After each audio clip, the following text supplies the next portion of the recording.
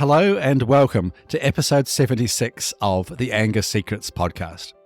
I'm your host, Alastair Duhs, and today I want to discuss a topic I don't usually address. This topic is, can feeling angry ever be healthy? If so, when? And how do you distinguish between healthy and unhealthy anger? As you may know, over the last 30 years, I have taught over 15,000 men and women the exact tools and techniques to control their anger, master their emotions, and create calmer, happier, and more respectful relationships.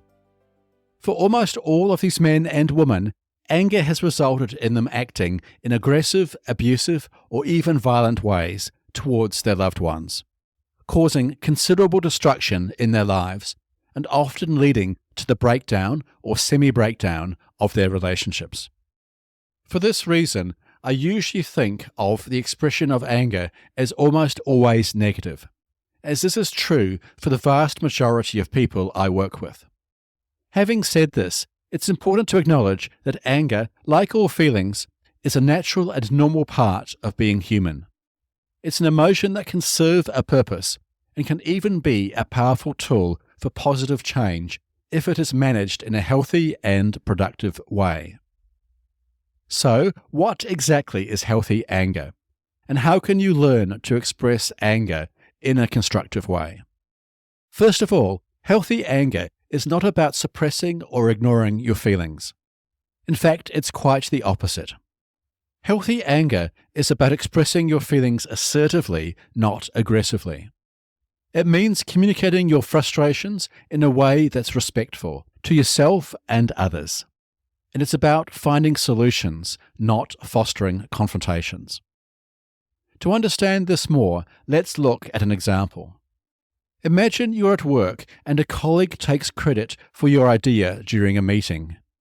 Most people in this situation would feel angry and disrespected.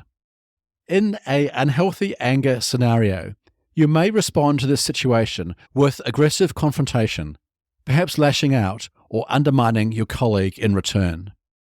This approach would likely escalate the conflict and potentially lead to professional consequences for you.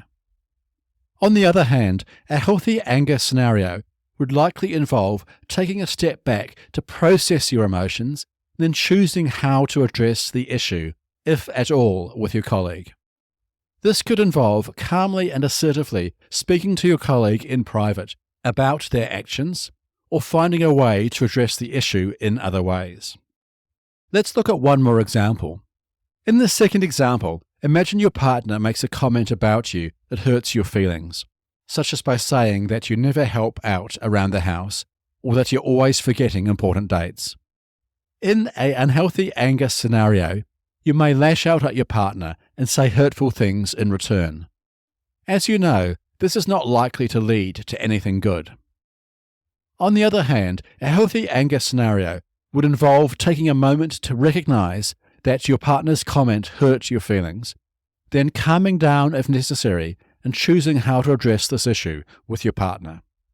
Perhaps your partner has just had a bad day and didn't mean to hurt your feelings. Perhaps you misheard what they said. Or perhaps there's a deeper issue that needs to be addressed between you and your partner and discussed calmly and respectfully. In all cases, how you respond to this situation, using healthy anger or unhealthy anger, makes a huge difference to how the situation is resolved and the end state of your relationship. In both of these scenarios too, you will notice that healthy anger involves taking control of your emotions and expressing them in a way that is calm, constructive, and respectful to yourself and others, without being aggressive, dominating, or controlling. Dealing with anger in a healthy way is not about suppressing or ignoring your anger, but rather channeling it in a positive and productive direction. If you are struggling to do this, here are a few tips I share with my clients to help them channel their anger in a healthy way. Tip 1 is to pause and reflect. It's easy to react quickly when you are angry, but this almost always never leads to a positive outcome. Before reacting, take a deep breath. Ask yourself, what is really bothering me? And is there a productive way to address this? This will help you take a step back and see the bigger picture, helping you to respond more constructively. Tip 2. Use I statements. When communicating your feelings, avoid using blaming language or making accusations. Instead, use I statements to express how the situation makes you feel. For instance, in the first scenario I discussed earlier, instead of saying, "You stole my idea," which will put the other person on the defensive, say, "I felt hurt when my idea was not acknowledged." Tip 3. Seek solutions. Expressing anger in a healthy way is usually solution-oriented. Instead of dwelling on the problem or harboring resentment, focus on finding a resolution that works for everyone involved. This may involve compromise or simply agreeing to disagree in a respectful manner. The goal should be to resolve the conflict, not to win the argument. Tip 4. Set boundaries. In most aspects of life, it is essential to set clear boundaries. If specific actions or behaviours have made you angry, communicate this calmly and clearly. Let others respectfully know what is acceptable to you and what isn't. Use I statements to do this. This will help prevent similar situations from occurring in the future, leading to happier and healthier relationships. Tip 5 is to practice forgiveness. My final tip to help you channel your anger healthily is to practice forgiveness as much as possible. Holding on to anger and resentment about past events is usually not healthy for anyone involved. For events that are minor or that are not likely to affect you moving forward, let go and move on.